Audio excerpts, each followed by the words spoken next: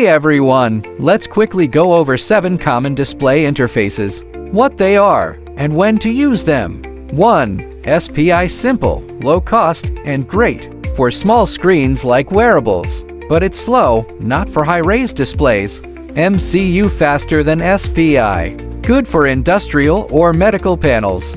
Downside? Lots of wiring. 3. MIPI DSi Super Fast, Low Power. Ideal for phones, tablets, and car displays, but tricky to design and needs specific hardware. 4. RGB interface sends color signals in parallel. Low latency, but too many wires. And poor noise resistance. 5.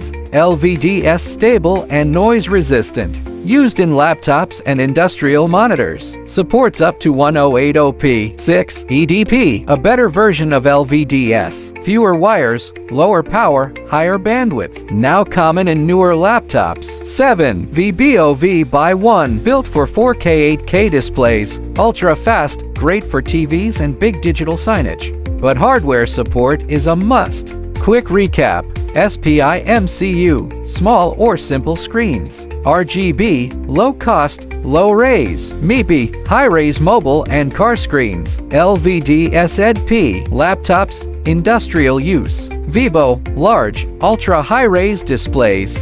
That's it. Like, follow. That's it. Like, follow, and I'll see you next time for more display tech tips.